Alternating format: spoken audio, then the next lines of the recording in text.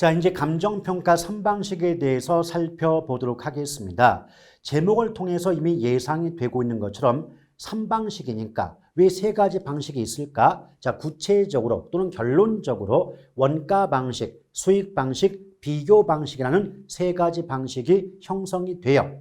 그러면 우리 입장에서 왜 4방식, 5방식이 아니라 3방식일까? 의심이 들지 않습니까? 의문점이 있겠죠. 근데 왜 3방식이냐? 이유가 있어요. 마샬이라는 학자가 있어요. 근데 마샬이라는 학자는 가격에는 어떤 물건의 가격 속에는 세 가지 측면의 특성이 있다. 구체적으로 예컨대 볼펜 한 자루의 가격이 100원이라면 그 100원이라는 가격 속에는 볼펜을 만들 때 들어가는 비용이 포함되어 있을 것이고 볼펜을 팔았을 때 얻는 수익이 포함되어 있을 것이고 또 어떤 물건의 가격은 시장에서 다른 물건의 가격과 비교해서 결정이 된다는 관점에서 시장성이라는 세 가지 특성을 가지고 있다라는 주장을 펼쳤던 거죠. 그래서 마샬의 가격 삼면성 이론의 바탕을 두고 감정평가 3방식이 성립이 된다라고 보시면 돼요.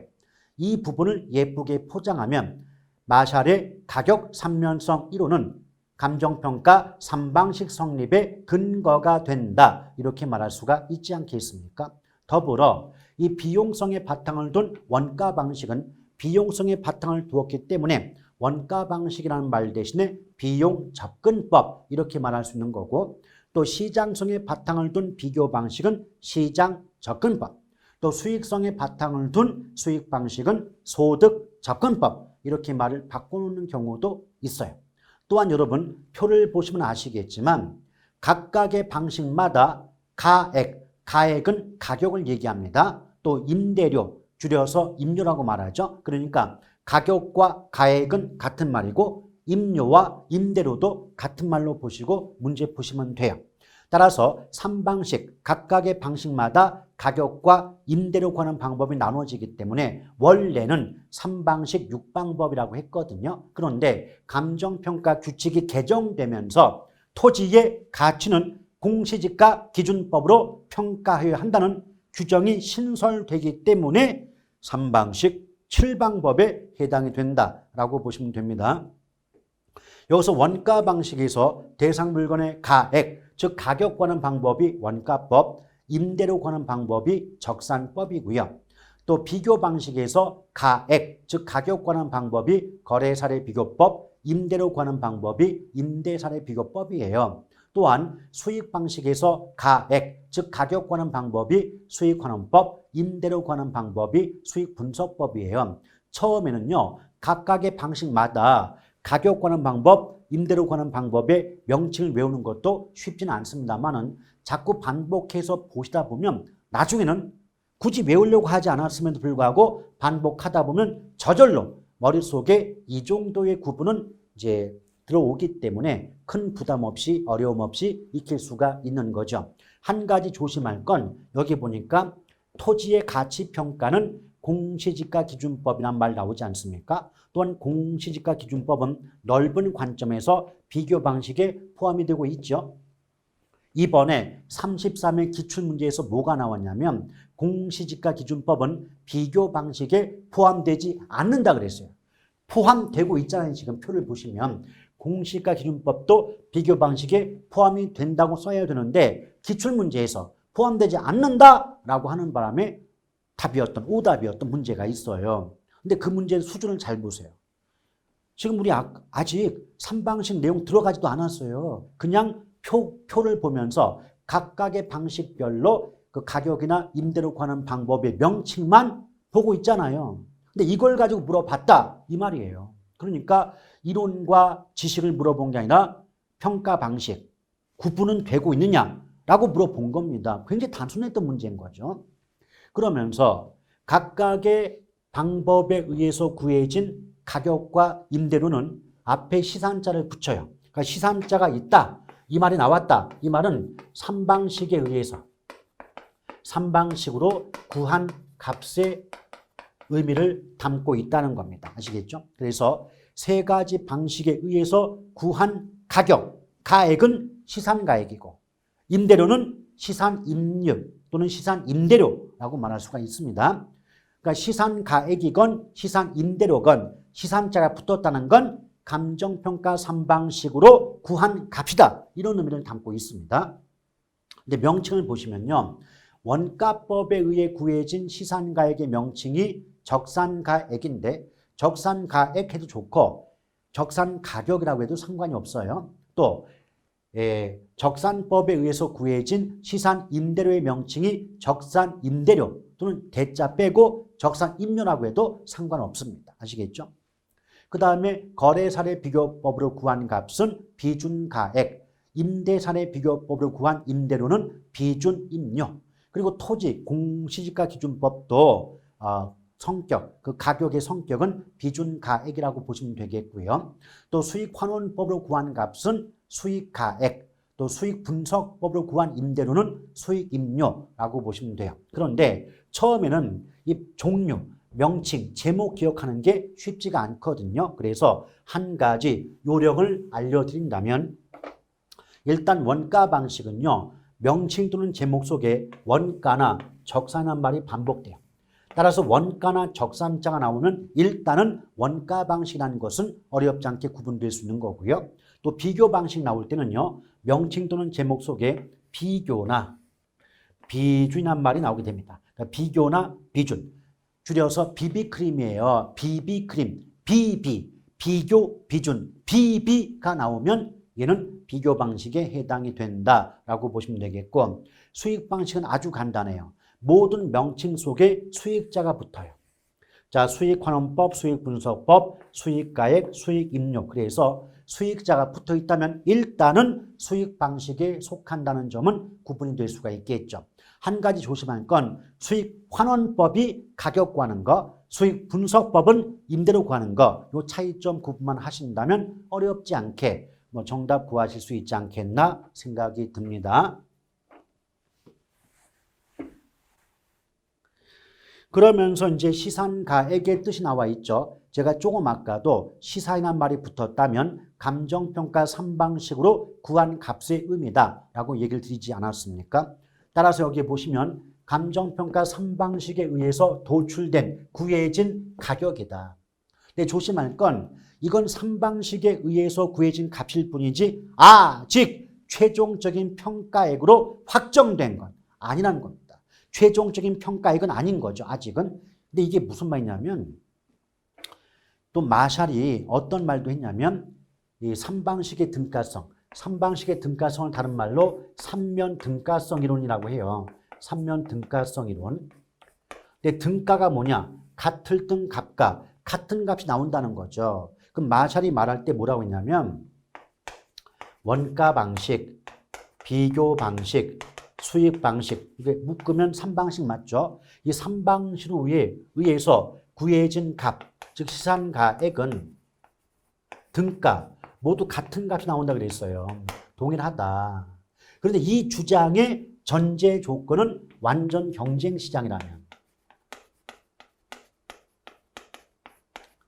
자, 다시 묶어서 비교할게요. 마샬이 말하기를 완전 경쟁 시장이라면 원가 방식, 비교 방식, 수익 방식으로 구한 시산가액이 모두 같은 값이 나온다. 그래서 3면 등가 또는 3방식의 등가성이 성립된다라고 말했다는 거예요. 그런데 가장 중요한 요인이 있어요. 요소가 있습니다. 그게 뭐냐? 여러분 아시죠? 우리 부동산 시장은 부동산이 가지고 있는 여러 가지 특성들 때문에 기본적으로 시장이 불완전 시장입니까? 완전 경쟁 시장입니까? 불완전 시장인 거죠. 그럼 부동산 시장이 불완전 시장이라면 완전 경쟁 시장일 때 3방식에 의해 구해진 값이 같다고 했는데 불완전 시장이라면 3방식에 의해 구해진 값, 즉 시산가액이 저마다 같을까요? 다를까요? 달라진단 말이에요. 아시겠죠? 그래서 불완전 시장인 부동산 시장에서는 완전 경쟁을 전제로 한 3면 등가성 또는 3방식의 등가성 이론이 성립할 수가 없어요. 그 말을 우리말로 바꾼다면 우리 부동산 시장은 불완전 시장이다 보니까 원가 방식, 수익 방식, 비교 방식으로 구하는 값이 저마다 다르다 이 말이에요. 그러면 예컨대 이런 경우죠. 여기 A라는 상가가 있다. 여기 A라는 상가가 있는데 이 상가를 원가 방식으로 값을 구해봤더니 시산가액이 2억이다. 근데 비교 방식, 즉 거래사례 비교법이죠. 자, 거래사례 비교법을 봤더니 3억이고 수익 방식, 수익 환원법이죠. 자, 수익 환원법 평가해 봤더니 얘가 4억이다. 그러면 요 2억, 3억, 4억은 하나하나가 시산가액이죠. 각각의 방식별로 구한 값인 건 이해되시죠? 오케이? 그런데 이 부분은 각각의 방식에 의해서 구해진 값인 시산가액이 모두 같은 값이에요? 저마다 달라요? 저마다 다르죠? 이런 상황이 발생할 때 여러분이 감정평가사 입장이라면 이 차이를 그냥 내버려 두겠습니까? 아니면 어떤 방법을 이용해서 차이를 줄여서 최종적인 평가액을 구하려고 하겠습니까? 그냥 차이 내버려 두려고 하지 않겠죠. 어떤 차이를 줄여서 최종적인 평가액을 확정하려고 하지 않겠습니까? 맞죠? 이런 과정을 시산가액의 조정이란 말을 써요. 시산가액의 조정이다.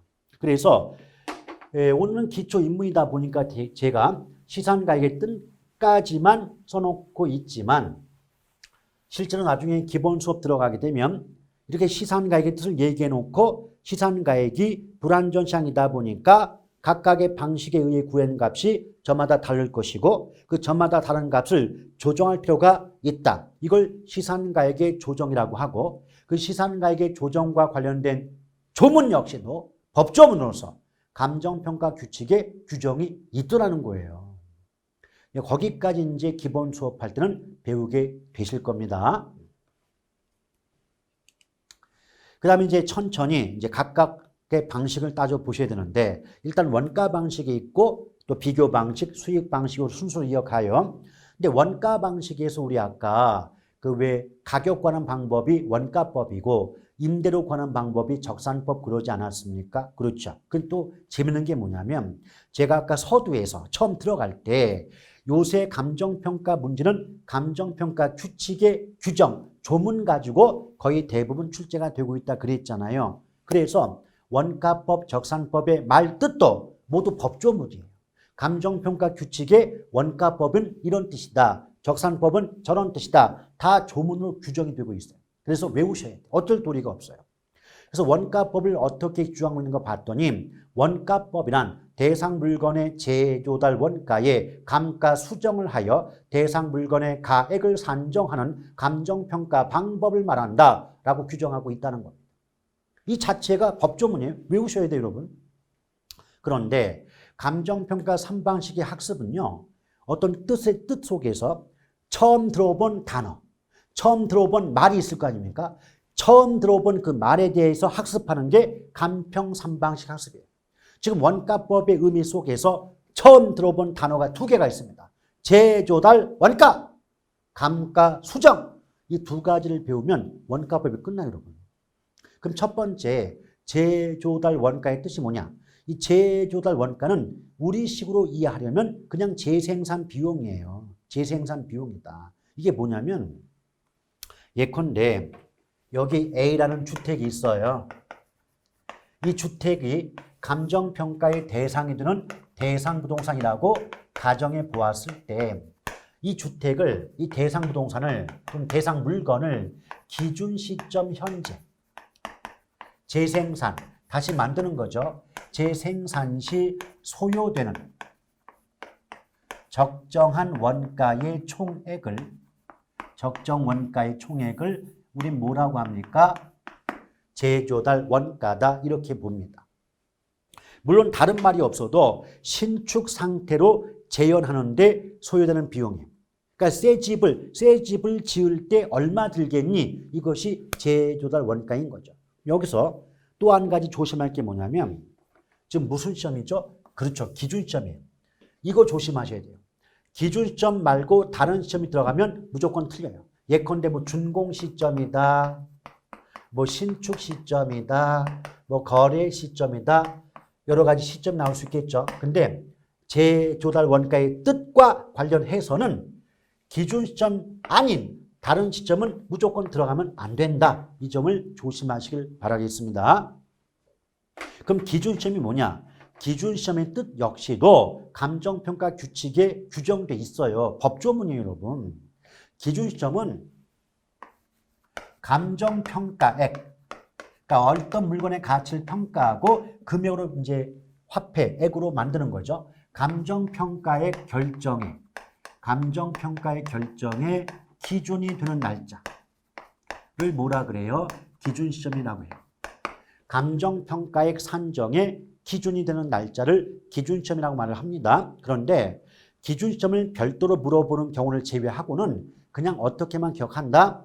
재조달 원가의 뜻과 관련해서는 기준 시점 현재, 기준 시점만이 들어가야지 기준 시점이 아닌 뭐 거래 시점, 준공 시점, 신축 시점, 기준 시점이 아닌 어떤 시점도 들어가면 틀린다. 이 점만 기억하신다면 어렵지 않게 정답 구하실 수 있고요. 근데 이게 어떤 경우냐면 이거죠. 예컨대 곰돌이와 곰순이가 친구예요. 곰돌이와 곰순이가 친구인데 도리가 순이한테 물어봐요. 순아, 요번에 너희 집 새로 짓는다며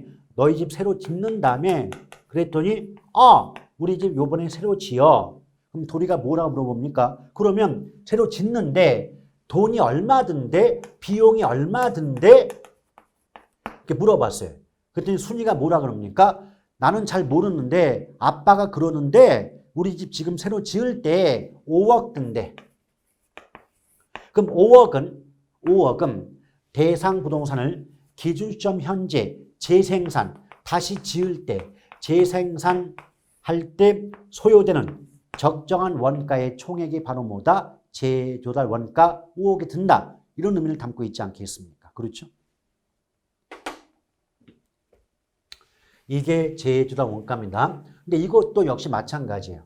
오늘은 기초 입문이다 보니까 재조달 원가의 뜻만 하고 넘어가지만 실제 기본 수업 들어가다 보면 재조달 원가의 종류라고 해서 대체 원가와 복제 원가의 내용도 살펴보셔야 되겠고요.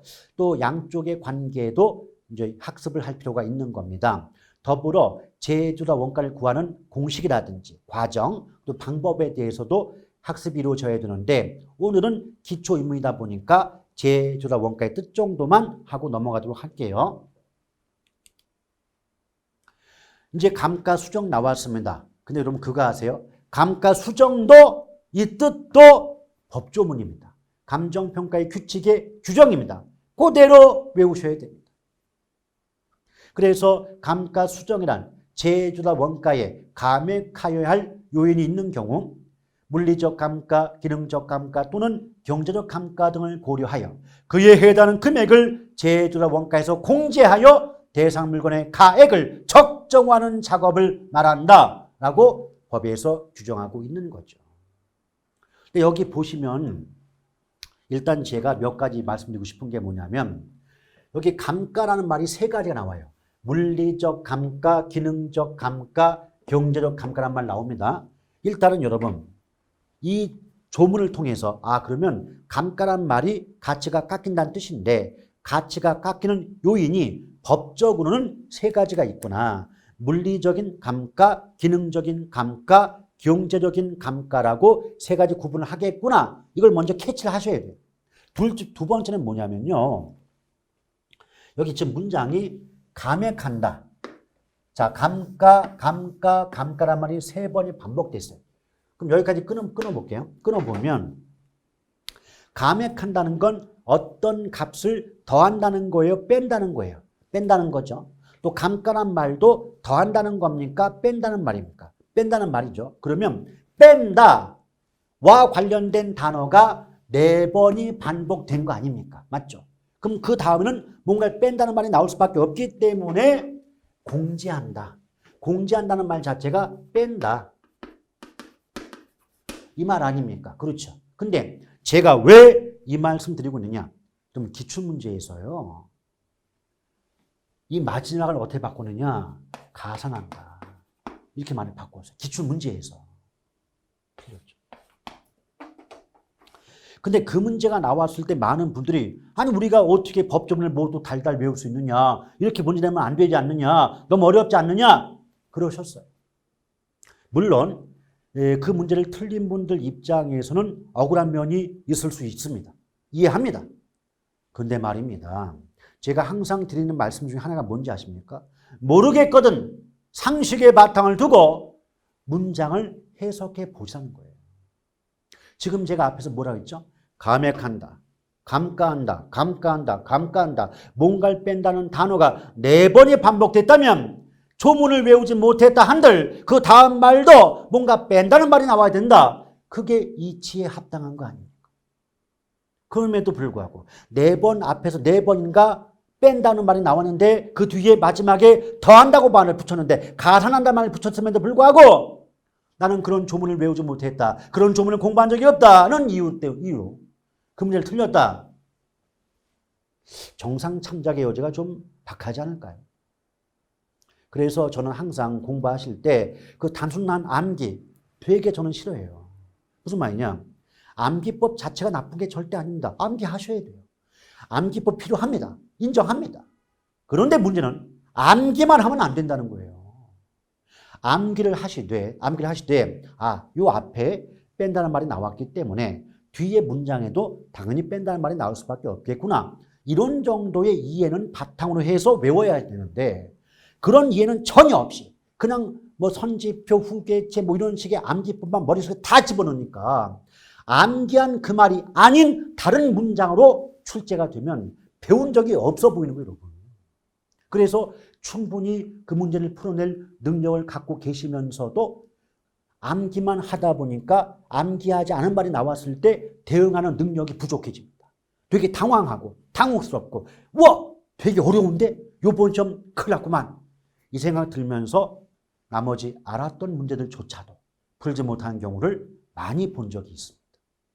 그렇기 때문에 제가 항상 강조했던 말 중에 하나가 뭐냐면 암기가 나쁜 건 아니지만 암기만 하지 마시고 이해도 함께 하셔야 됩니다. 즉 이해와 암기가 병행이 되어야 되는 것이지 이해만 하거나 암기만 하거나 즉 둘 중에 하나만 하면 점수 못 얻어요, 여러분.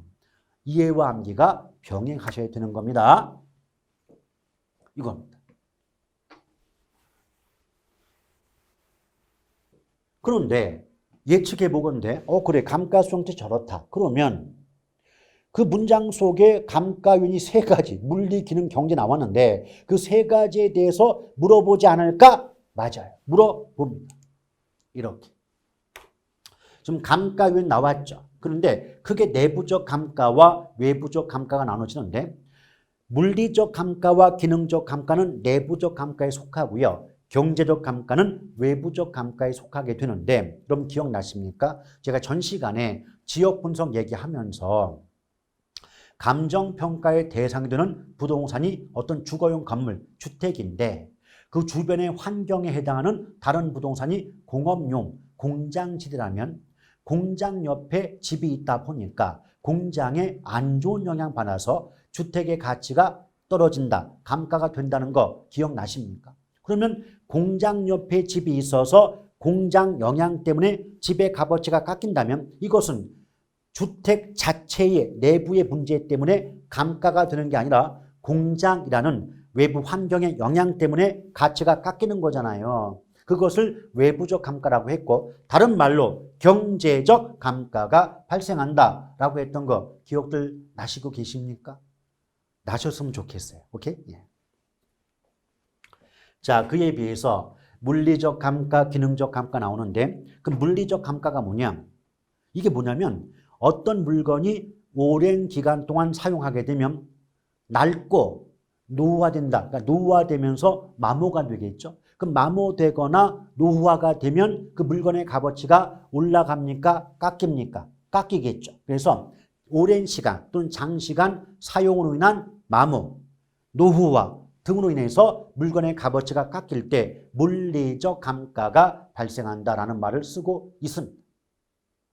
자, 그에 비해서 기능적 감가는 뭐냐면 어떤 물건의 기능적인 효용이 줄어서 가치가 깎이는 경우가 기능적 감가에 해당됩니다. 이게 뭐냐면 예컨대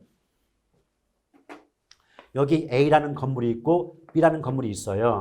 근데 A라는 건물은 지은 지 우리 한 20년 전에 지어진 건물이고 또 B라는 건물은 이제 막 지어진 신축 건물이다 라고 보았을 때 A 건물, B 건물 모두의 승강기, 엘리베이터가 구비되어 있어요. 장착되어 있습니다. 그런데 A 건물은 승강기 자체가 20년 전에 부착된 승강기이다 보니까 엘리베이터이다 보니까 속도가 느리다. 근데 신축 건물 B 건물에 정착된 승강기는 신형 엘리베이터이다 보니까 속도가 빠르다. 그러면 건물의 값어치 평가할 때 속도가 빠른 B 건물의 값어치가 그러니까 승강기 속도죠. 승강기 속도가 빠른 B 건물의 값어치보다 속도가 느린 A 건물의 값어치가 낮게 평가될 수가 있겠죠. 근데 그것은 외부 환경의 영향 때문이 아니라 엘리베이터의 어떤 그 기능이 깎여 나가는 기능적 감가에 해당이 되기 때문에 이 부분은 내부적 감가라고 보시면 되겠죠. 그래서 물건이 과잉 과소 설비 또는 뭐 설계의 불량 이런 것들이 원인 되는 경우가 기능적 감가라고 보시면 됩니다. 그래서 실제 시험에서는요. 물리적 감가, 기능적 감가, 경제적 감가의 의미보다는 여러 가지 요인을 열거해 놓고 이 중에서 물리적 감가 요인이 몇 개냐 또 기능적 감가 요인에 해당하는 걸 골라볼래 종류 위주로 출제가 됩니다. 그 여기 보니까 건물과 부지의 부적합, 설계 불량, 과잉 과소 설비 이런 말 나오면 눈 감고 기능적 감가 답하시면 되고 또 인근 지역과 건물의 부적합, 인근 지역의 쇠퇴, 시장성의 감퇴 이런 말 나왔다. 그럼 무조건 경제적 감가를 답으로 하시면 되는 겁니다. 아시겠죠? 그러니까 결국 출제 패턴이 내부적 감가, 외부적 감가 구분되는데 뭐 대략적인 의미 정도만 아시면 되고 실제 중요하고 우리가 외워야 될 부분은 뭐다? 종류다. 그래서 어떤 말 나오면 이것이 기능적 감가다 또는 경제적 감가에 속한다. 이 구분이 된다면 어렵지 않게 정답을 구하실 수가 있다는 겁니다. 아시겠죠? 자, 그 다음에 이제 적산법 나와요. 근데 적산법은 아까 표에서 보신 것처럼 원가 방식에서 임대료를 구하는 방법이 적산법이다 보시면 되는데 다른 말씀 안 드릴게요. 모든 방법의 뜻은 의미는 감정평가 규칙의 규정, 법조문이에요. 그대로 다 외우셔야 돼요. 그래서 적산법이란 대상 물건의 기초가액에 기대를 곱하여 산정한 기대 수익에 대상 물건을 계속하여 임대하는 데 필요한 경비를 더하여 대상 물건의 임대료를 산정하는 감정평가 방법을 말한다. 이것이 법의 규정입니다. 근데 여기 보니까요. 기초가액, 기대이율, 필요한 경비, 이걸 필요재경비라고 합니다. 따라서 적산법의 세 가지 요소는 기초가액, 기대이율, 필요재경비 이 세 가지 학습하는 게 적산법의 학습이다라고 보시면 돼요. 그리고 공식 자체가 벌써 그 의미 속에서 기초가액의 기대율을 곱한다 그랬잖아요. 따라서 공식이 기초가격 곱하기 기대율입니다. 물론 기초가액과 기초가격은 같은 뜻이죠. 그 다음에 필요한 경비를 더한다 그랬죠. 그러니까 더하기 필요재경비예요. 다시 말씀드린다면 공식과 의미가 분리되는 게 아니라 의미 속에 공식이 녹아있는 겁니다. 그래서 적산법의 뜻을 정확히 기억하고 있다면 적산 임률을 구하는 공식도 기억하는 것과 마찬가지 결과가 되는 것이겠죠. 그래서 보통 외울 때 기기필 그래요. 적산법 공식은 기기필, 기초가액, 기대율, 필요재경비, 기기필을 외워달라는 말씀드리고 있는 것은 가로넣기 문제도 가끔은 등장하고 있기 때문이에요. 가로넣기 문제는 기기필 나오면 예컨대 기초가액 기대율 써놓고 마지막이 가로다. 그럼 기기필이니까 필요재경비가 답이겠구나. 그 정도 알면 그 2.5점 그냥 꿀꺽 쉽게 4점수 얻게 되는 거 아닙니까? 그렇죠?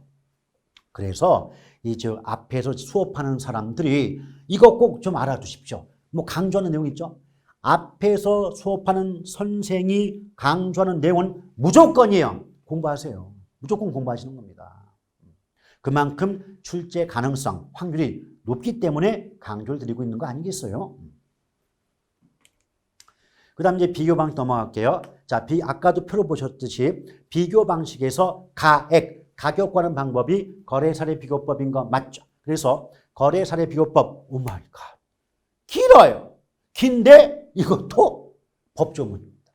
그래서 읽어보니까 거래사례 비교법이란 대상 물건과 가치 형성 요인이 같거나 비슷한 사례 물건 또는 거래 사례와 비교하여 대상 물건의 현황에 맞게 사정 보정, 시점 수정, 가치 형성 요인 비교 등의 과정을 거쳐 대상 물건의 가액을 산정하는 감정평가 방법을 말한다. 법조문이에요.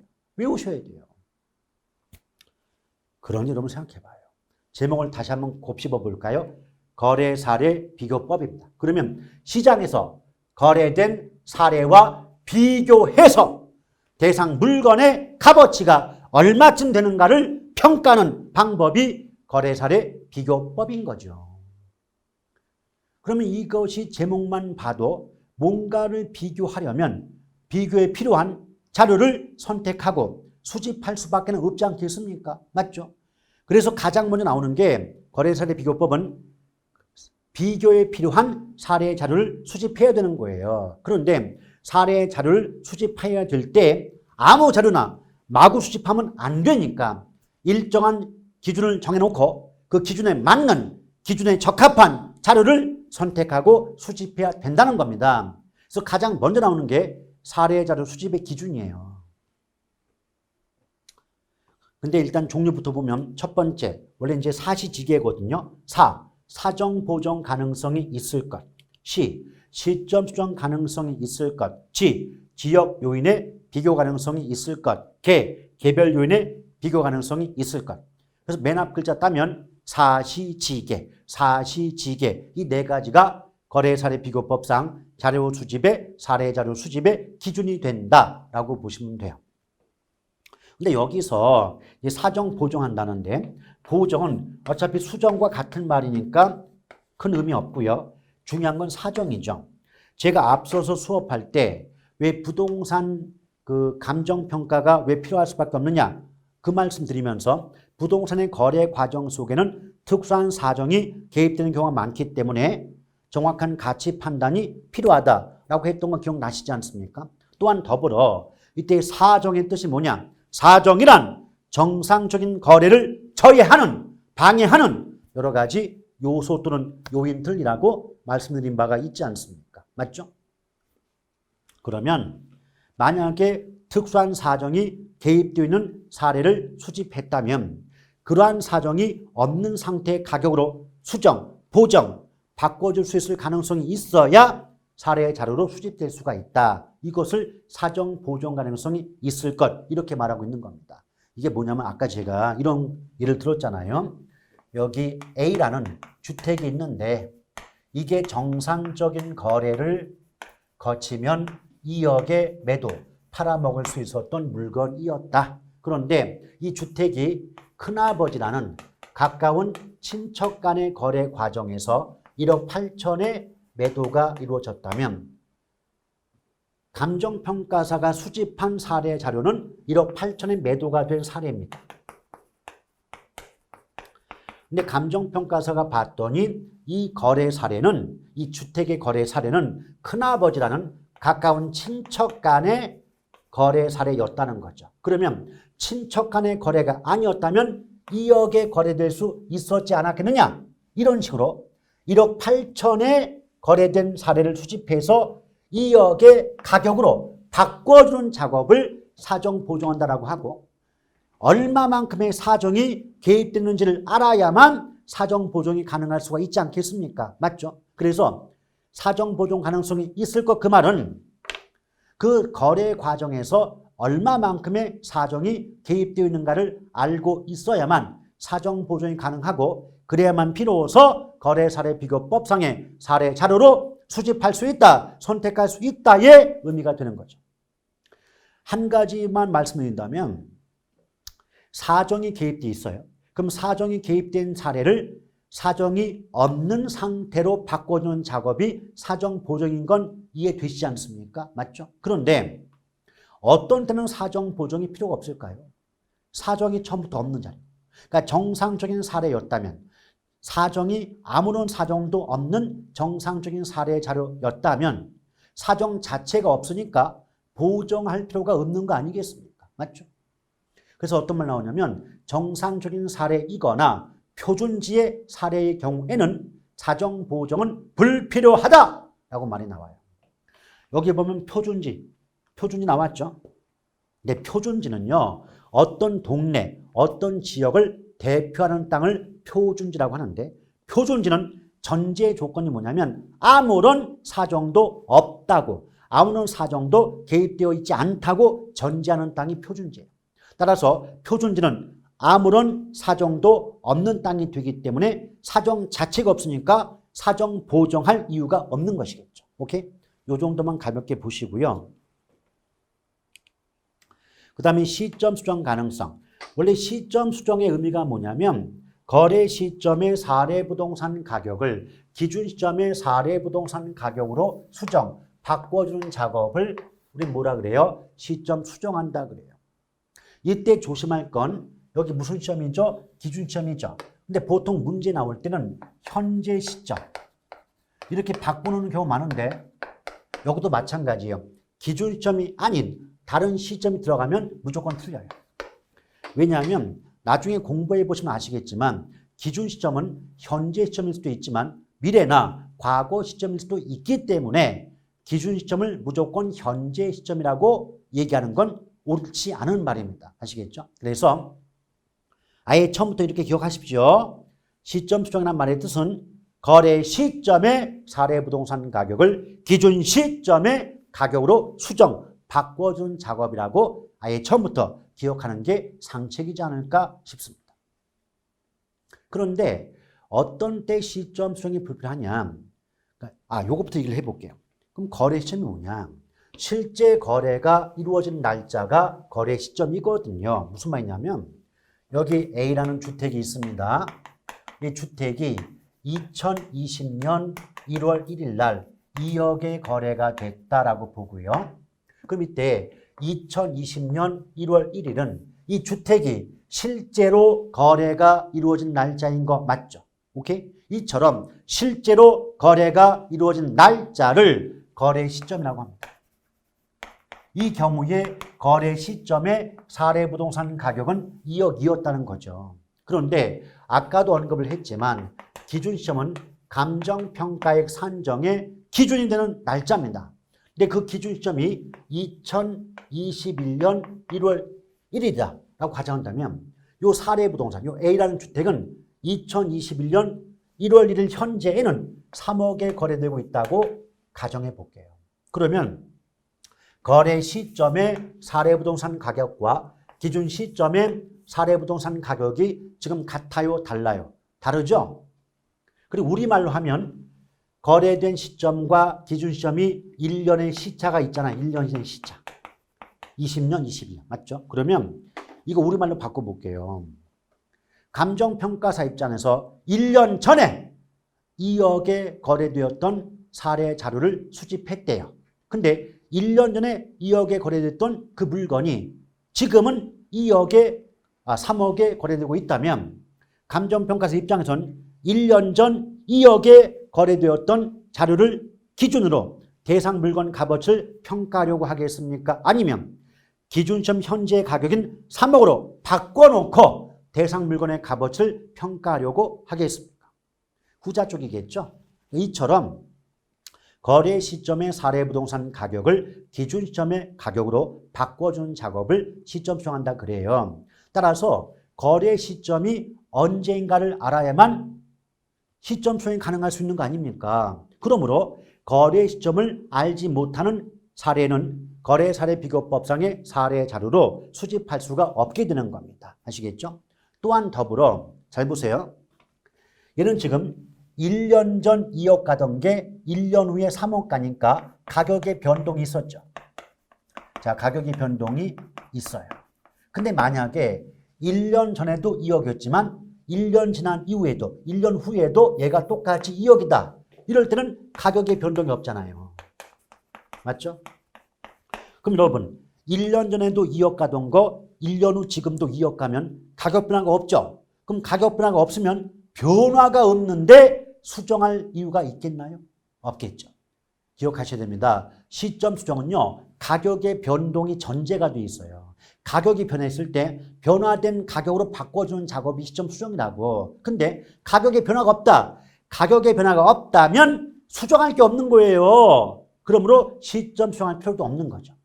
그래서 문장이 어떻게 나오냐면 시장 상황, 다른 말로 가격의 변동이 없다면 시점 수정은 불필요하다라고 출제가 되는 거죠. 여기 가격의 변동이 없다면 시점 수정 필요하지 않다 써 있지 않습니까? 맞죠? 그 다음 나머지 지역 요인의 비교 가능성과 또 개별 요인 비교 가능성 나오는데 지역 요인의 비교 가능성은 다른 말로 위치적 유사성, 또 개별 요인의 비교 가능성은 물적 유사성 그러는데요. 이게 뭐냐면 예컨대 감정평가사가 감정평가하고 싶은 즉 감정평가의 대상이 되는 그 부동산은 주거지역 내 부동산이에요. 주거지역.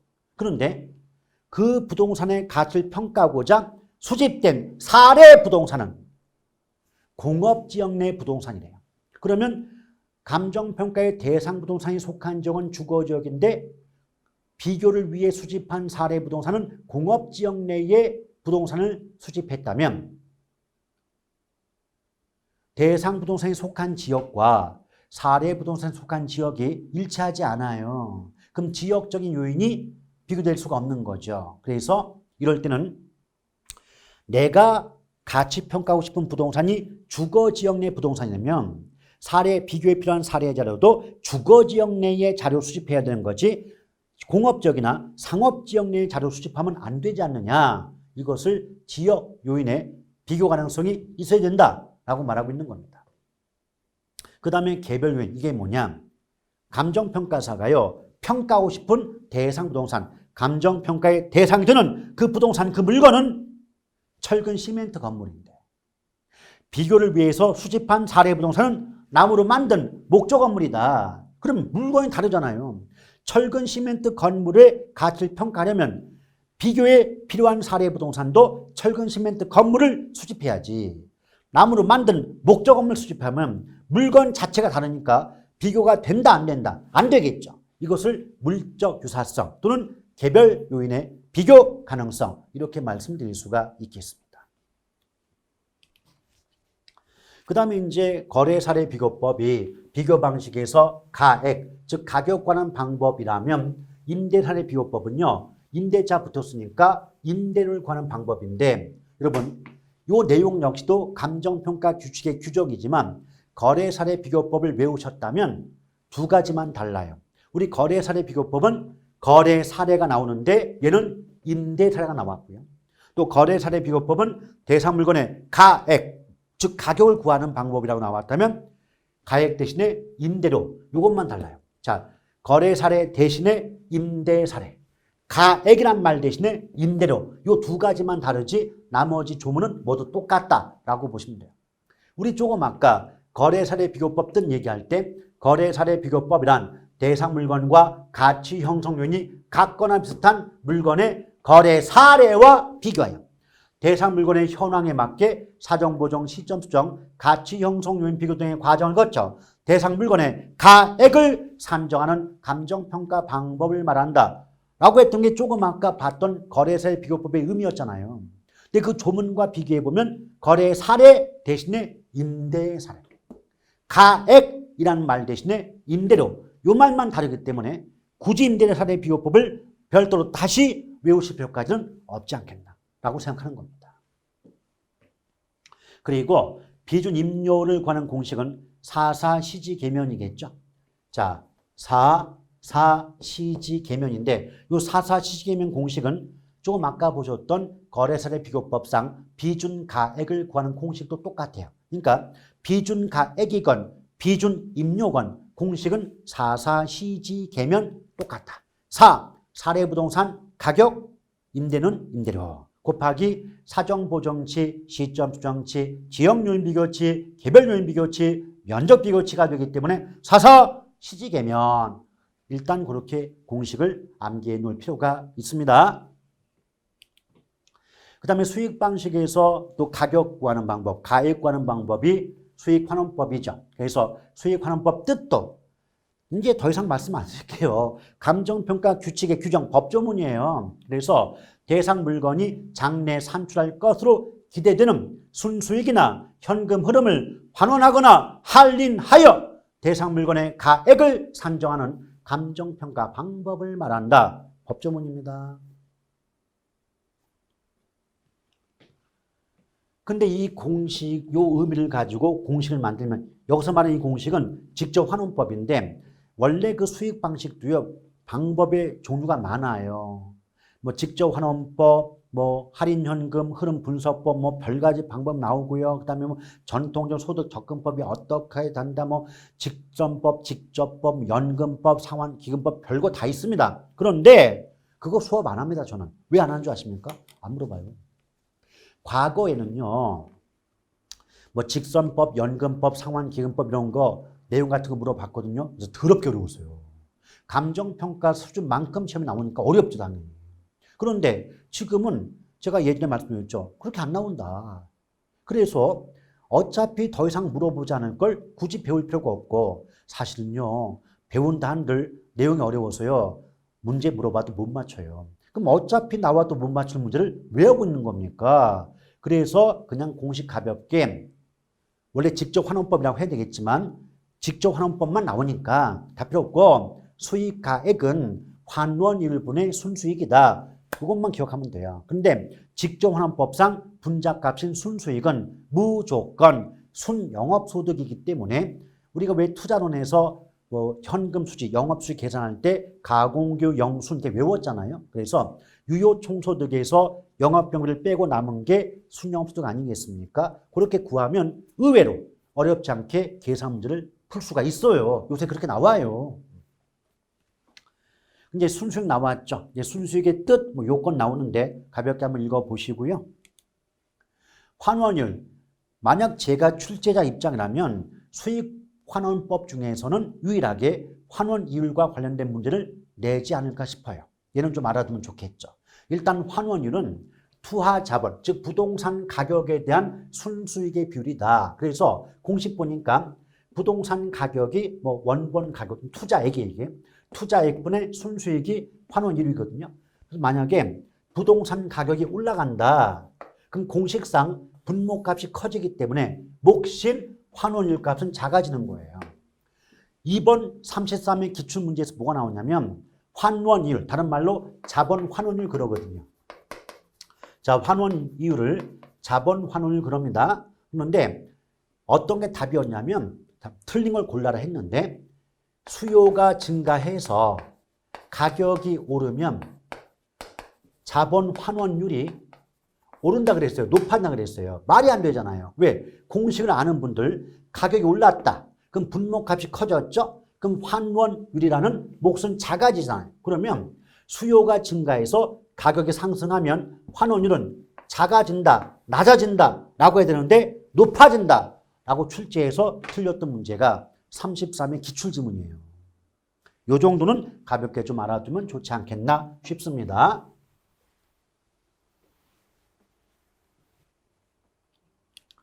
자, 그러면서 부동산 가격 공시제도가 나오는데 여러분 가격 공시제도도 사실상 할 게 없는 게 이 부분도 법조문이에요. 그래서 부동산 가격 공시에 관한 법률의 조문을 물어봅니다. 그러니까 조문 물어보니까 저로서도 할 방법이 없어요. 그냥 법조문 자주 나오는 조문들을 묶어가지고 자꾸 반복해서 여러분께 소개해드리면 여러분 자꾸 반복해서 읽고 외우고 말해보고 함으로써 기억해서 답을 맞추는 그 방법 외에는 다른 방법이 없어요. 오케이? 물론 요령이 몇 가지 있긴 하지만 그 요령에 대해서는 나중에 기본 수업 들어가서 차근차근 얘기를 드려볼게요. 일단 지금은 구조만 볼게요. 가격 공시는 부동산 가격이 얼마다라고 널리 알리는 게 가격의 공시인데 크게는 토지 가격 공시와 주택 가격 공시가 나눠집니다. 원래는 비주거용 부동산 가격 공시까지도 구분돼요. 그러니까 원래는 토지 가격 공시, 주택 가격 공시, 비주거용 부동산 가격 공시로 나눠지지만 왜 비주거용을 안 썼느냐? 기본 이론 수업 시간에도 비주거용 부분 안 할 겁니다. 왜? 어차피 안 물어보니까. 그래서 토지 가격 공시와 주택 가격 공시 두 가지 구분되고요. 토지는요, 표준직 공시지가와 개별 공시가 나눠지고 또 주택 가격은 단독주택 가격과 공동주택 가격 구분되고 단독주택은 또다시 개별주택 가격 공시와 표준주택 가격 공시로 나뉘어집니다. 한 가지 조심할 건 표준주택은 단독주택과 관련이 있는 것이고 공동주택과는 관계가 없겠죠. 구분상. 그런데 기출문제 분석해보면 꼭 이렇게 나와요. 단독주택 및 공동주택 중에서 표준주택을 선정한다. 꼭 그렇게 나오거든요. 근데 분명히 구분상 공동주택과 표준주택은 관계가 없는데 기출문제를 분석해보면 마치 관계가 있는 것처럼 섞어놓아서 틀리게 맞는 경우 많으니까 이 점을 좀 유념하실 필요가 있겠습니다. 그리고 여기 보면 땅이 됐건 집이 됐건 표준이 붙거나 공동이 붙으면 장관자 나오죠, 장관. 쉽게 말하면 땅이든 집이든 개별자 붙으면 시군구청장이고 개별만 아니면 표준이건 공동이건 개별만 아니면 장관이 나온다라고 보시면 돼요. 간단한 요령 알려드릴게요.